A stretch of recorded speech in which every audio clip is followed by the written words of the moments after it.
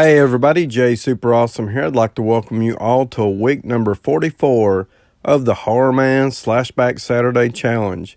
This week's slasher movie theme is multiple masks or multiple costume slashers, and I will be giving my review for The Jokesters. Okay, so getting into the plot for this one.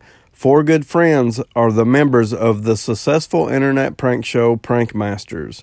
When their leader, Ethan, announces that he is getting married and leaving the group, the rest of the founding members decide to pull off one final stunt on their friend's honeymoon, an elaborate cabin-in-the-woods nightmare. What follows is a spiral descent into terror when the prank goes too far and the members of the group get picked off one by one in this tension-filled, found-footage feature film. Who will survive? The tension mounts as each prankster struggles to make it off the mountain alive. See who gets the last laugh. Okay, so getting into my thoughts for this one. With this week's slasher movie theme of multiple masks or multiple costume slashers, in the spirit of the Halloween season, I have decided to play a little trick to go along with my treat. The treat is the review. The trick is that the challenge was the movie has to feature multiple masks or costumes. Joe never said that it couldn't be multiple of the same mask and costume, and that's exactly what we have in The Jokesters. We have three people wearing the exact same mask and costume. Which one will be the killer?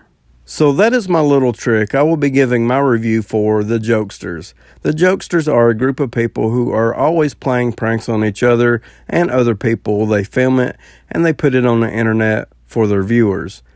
They have a really large fan base and are always trying to up their game with more extreme pranks. When one of the members of the group gets married and the other members of the Prankmasters fail to take it seriously and plan the ultimate prank, the cabin-in-the-woods prank, the newly happy couple are going away for a romantic weekend at a secluded cabin in the woods and are being stalked by the other three members of the group, who are all wearing really cool skull-faced costumes.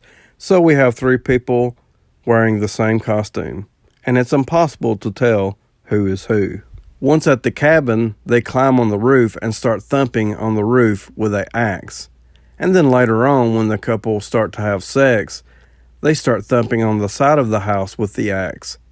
The newly married couple are enraged to the point the husband grabs a gun and begins searching for the prowler. Overall, I thought this movie was pretty decent. I'm not the biggest fan of the found footage style, but it does work for this storyline. I really like the cabin in the woods setting, and the snow on the ground made for some really great atmosphere. The aggravating thing in this movie about the found footage style was that oftentimes when something would start to happen, the camera angle would be out of position, so you would only hear some scuffling going on and not really getting a good look at what was happening. So that was a little frustrating.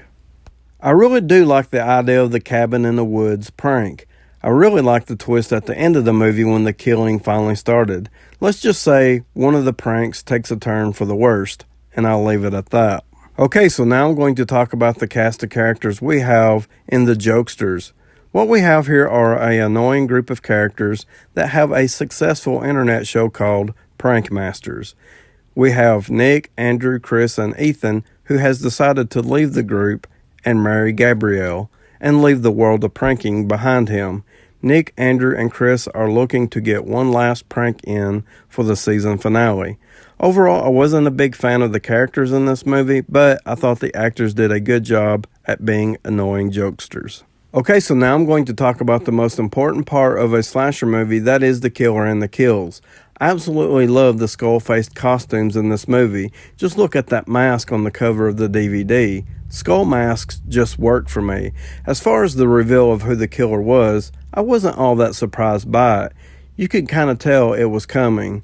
I did like the backstory that was added to the killer by the news reporter. It was an awesome setup for a sequel, and I would actually watch a sequel for this movie because there's a lot of different places they could take it.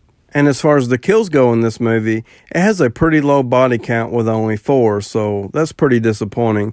And we don't even get to see all of them. How lame is that? The standout kill for me in this movie is the shovel to the throat. That one was brutal. Overall, this one was a mixed bag for me, and it's kind of hard for me to recommend. Of course, slasher movie collectors like myself will want it. I'm going to give The Jokesters a 6 out of 10, so please like, subscribe, comment below. Let me know if you have seen The Jokesters, or just let me know what you think about my review. And as always, I'd like to thank you all for watching.